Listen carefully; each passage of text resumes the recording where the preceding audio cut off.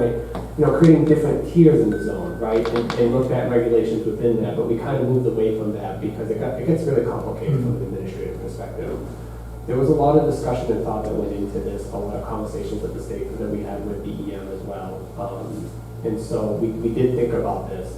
But again, if there's a way to work and to strengthen it and that allows opportunities that still protect the groundwater in the future, then, it doesn't mean that this conversation stops in this revision. There could be multiple revisions, and I'll leave it up to the planner. It's probably more person I am, but I believe if the land was designated for a certain use, it stays designated for that use, correct? Are you talking about pre-existing use? Yeah. Yeah, pre-existing use travels with the property, not with the property owner. Correct. That's what we learned early on, is that the land, it's the land. The whole thing that's in the deed. Does that building have to be on there, or was zoned for it? So that means it's, okay, like, it was zoned for body shop, truck repair. As long as it's existing and that does not cease to exist or get converted to a different use, it's allowed to continue in its current condition. As I mentioned earlier, any addition, expansion, that it does. you would have to go for the special use permit.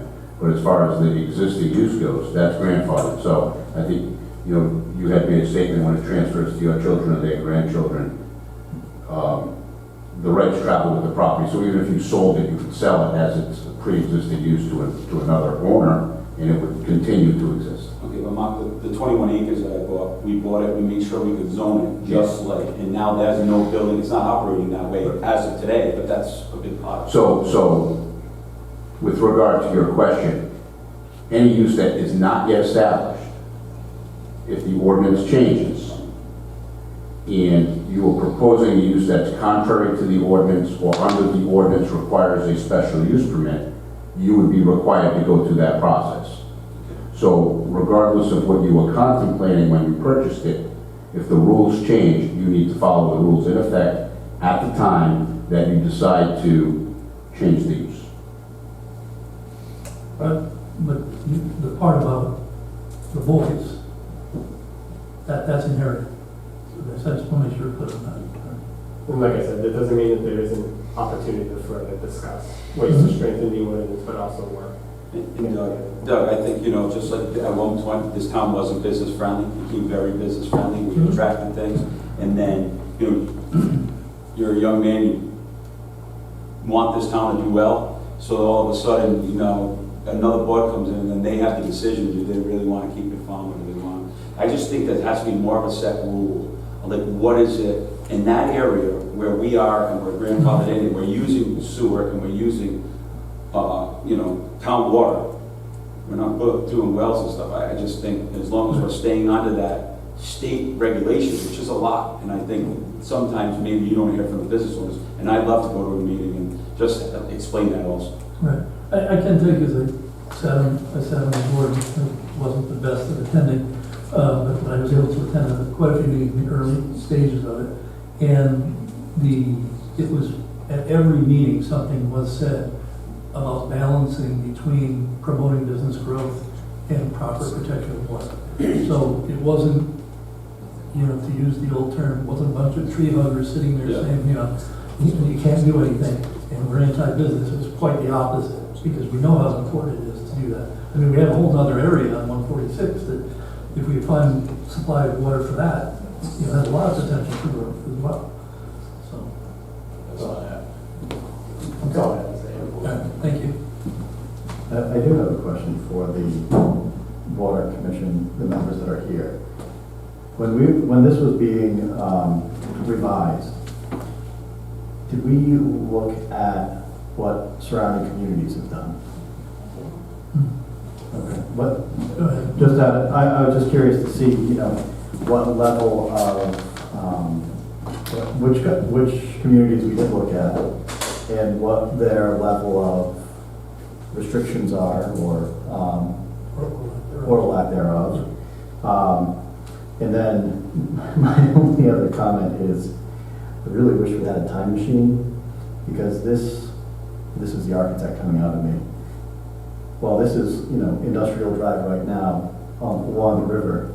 This would be prime residential real estate as opposed to having it be the industrial area, because we get the Branch River and everything like that, but, You wouldn't We have can't- gone on the Branch River back then. yeah, Well, that's the problem, most of that land was brown and Yeah. is still being treated.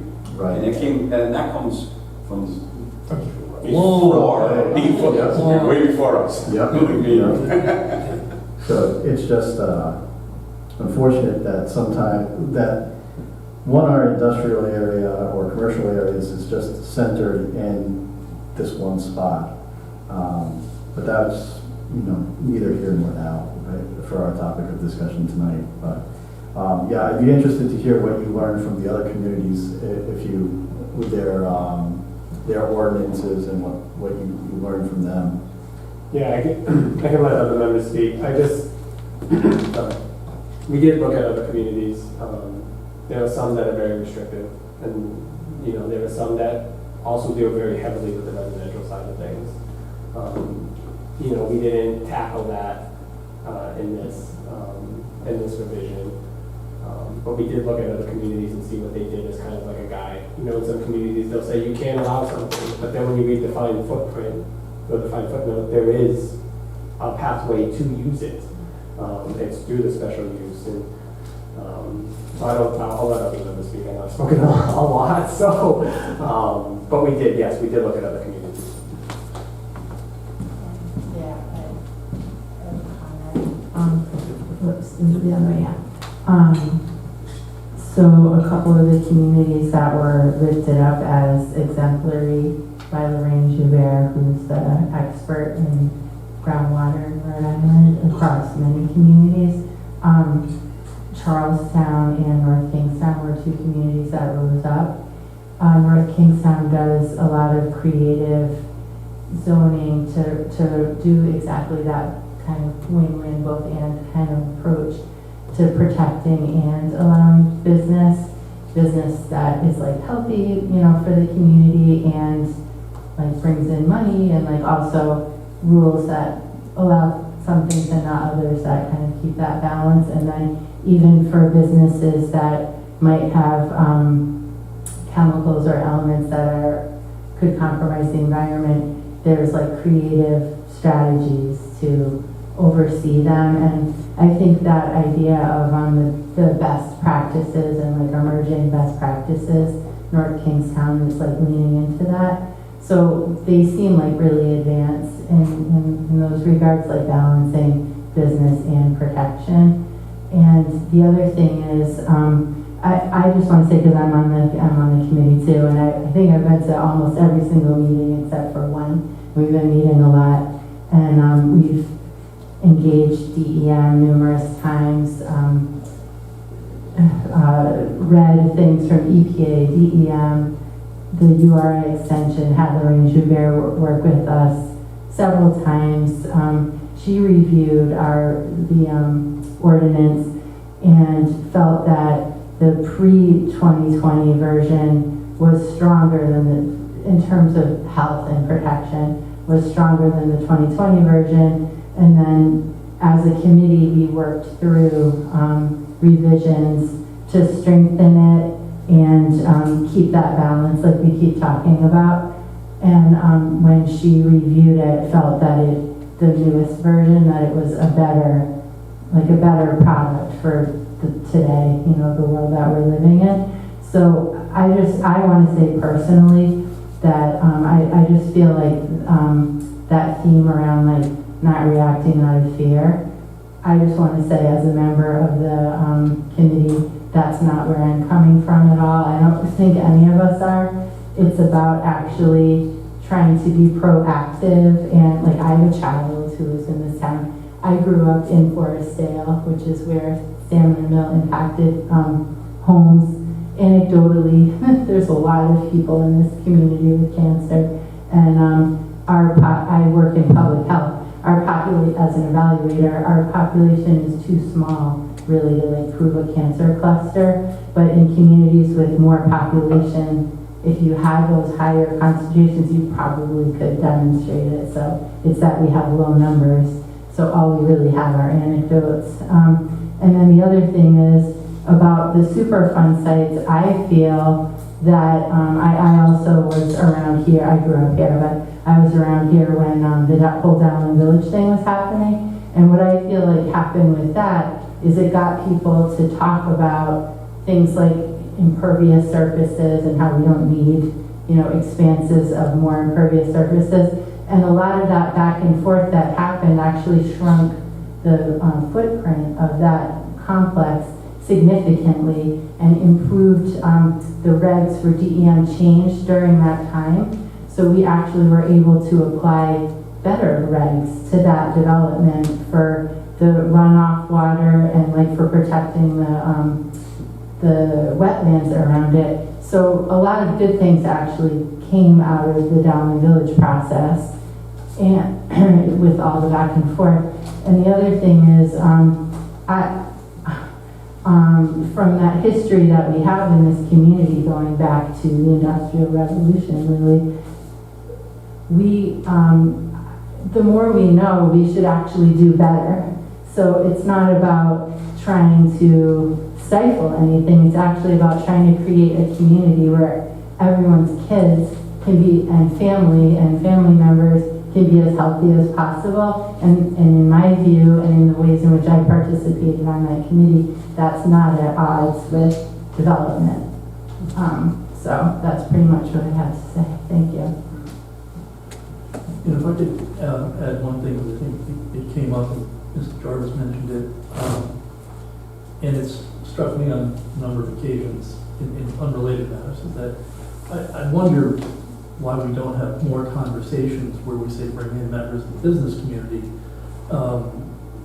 in addition to people with other perspectives, so that we can have that conversation, say, around an ordinance, and get all the perspectives on the table as we're crafting it.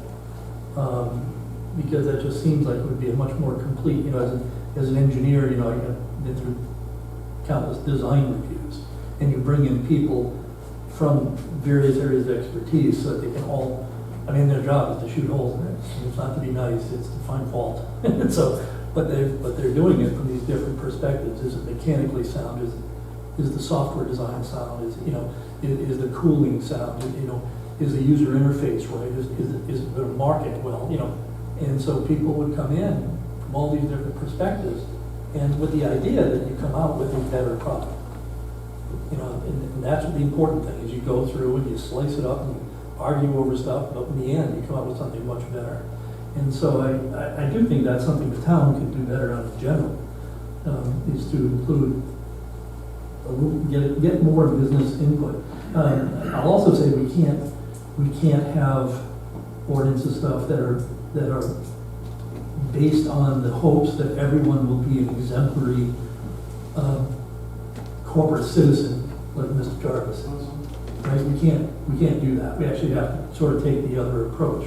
On the other hand, we can use what exemplary businesses do and use them to set the standard. So that, and understanding what is the real cost of that. We've had projects before us over the years that I've been sitting on this board where, there were times when, we could have required something that was unnecessary. There was no benefit to the cost that we would put on the applicant. There's just no need to do that. If there's real benefit to the town, to safety, to something, that's different. But if there isn't, why do that?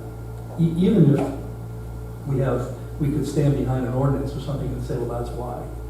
Sometimes you say, but if it serves no purpose, let's not do it, So that's something I think, but again, as Robert said, in none of the meetings that I was at, she pointed out she was at many more of them, show off.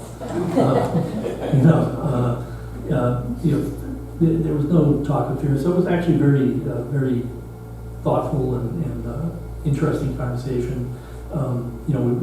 We all acknowledged what we don't know and sought to seek additional information and stuff. So, and that's not to say that what the product put out is by any means perfect. So, but I'll leave it at that. Mr. Chairman, Mr. I have some comments about that. Absolutely. I hear the term low impact best management practice. Every plan that comes before us that requires DEM oversight, we insist on low impact best practice management. not like it's being reinvented or some brand new invention that has been put into this particular document. Just the other day, well, first of all, this seems to leave the impression that all our water is going to be pristine if this goes through. Well, a day or two ago, a tanker jackknifed on 146, 100-gallon oil spill. That can happen in our town. It can happen right near one of our wells. So we're not totally protected. Beyond that, how many households today are hiring the tick mosquito sprayers to come and poison their yards? And who knows where cancer comes from? I won't go there either. But these are factors. We're all exposed to these things every day. We have an issue in some of our ledge for drip wells where there's an excess of radon, and some of the ledge, as proven with the tunnel system in Providence, had a high concentration of arsenic. Are we protecting anybody in town from any of these elements? Mark, don't leave me. I was just saying Rhode Island is notorious for having high levels of arsenic throughout the state. Yes. Blackstone Valley, from Worcester all the way down, it's a naturally occurring But again, substance. this gives a false sense of security that we're all, immune from any problems with our wells for water. Line 275, under exemptions, agricultural uses would have been an exemption. We have two of the finest farms in the state of Rhode Island in town. They have to use products for which they are perfectly licensed, properly licensed with EPA, DEM, whoever, USDA, that we would find totally objectionable if we knew what they were. However, for food production and crops, it's essential. So it's in town.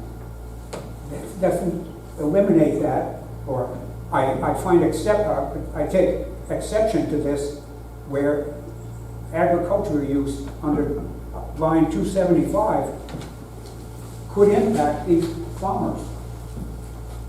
I don't know who can answer that. Heating oil, under line 279, storage of petroleum products in a freestanding container within a building for the purpose of heating that building is no longer exempt. What am I going to do with my fuel tank at home? Where's it supposed to go? I mean, again, it seems so very proper and necessary, but it's not giving us a guarantee of continued pristine water. I think it's a burden on present and future commercial activities or industrial manufacturing. And this town is already a serious bedroom community with a couple of very sizable home development projects coming before us, or already before us. And it's going to further the expansion of bedroom community, but we need tax base from commercial, industrial manufacturing. Thank you. Thank you, Mr. Rosowski, for your presentation. I trust you will make the same to the council. Yeah, just real quick, I can speak to line 275. So line 275 is a DEM. DEM exempts agricultural use. So to the point earlier where this ordinance tracks to certain DEM and EPA, et cetera, that's where that came from. It is not perfect by any means. I will say that 100%. It is not perfect. Nor will it ever be perfect. And it should never give anybody a false hope. The real intent here is to protect the GA classification of water. And the question that we heard earlier was, do you want to eventually ever utilize that water? In the time that I've been on the council, the question has never even come up. We've dealt with cleanups of past Superfund sites. We've dealt with other things as well that relate to poor quality of water. And I think the town should get serious in protecting its water and preserving it.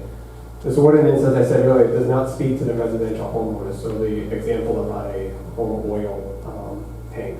That is not addressed here because that was not the task of this committee. Some communities do actually get into that. They get into the nitrogen levels you're utilizing in fertilizers. They get into restrictions on the residential side of things. At this time, we didn't feel that it was the area the town wanted to go in, so we kind of held off on that, knowing that that would also create an additional burden on homeowners as well. And again, if there's ways to work with, like Mr. Jarvis, to work with those communities that are exemplary in town, businesses in town that are exemplary, we should be learning from them, and we should be having those conversations. I would welcome that conversation and find ways, if it's an area that's unseptic, and maybe you create uses around that. I mean, there's areas that this ordinance can continue to change. And having 2 young kids in this town, I plan to be here forever. I don't want the community to be depleted on business as well. That needs to be a balance, but we also have to preserve at the same time. Because if we don't take protections and we don't preserve certain things, forget about it. There won't be a residential tax base and there won't be a commercial tax base. Because as Gary brought up earlier, multiple Garys in the room, all it takes is one bad actor. And you have to kind of play both sides to know. We want the exemplary business, but we also have to be prepared in case something doesn't go right. So that's all. I appreciate the comments. And if you have feedback, Dr. Benoit, I welcome that as well in terms of how to make it perfect. It should be an ongoing fluid dialogue. You just stated, I want to ask a question. So one of the things that's come up, a few people mentioned it, and we've talked about it before, just as part of the normal planning board business. We try not to, certainly at the planning board, we spend lots of time looking at applications, and there's always, somebody building near wetlands and stuff, but we have lots of good conversation, and we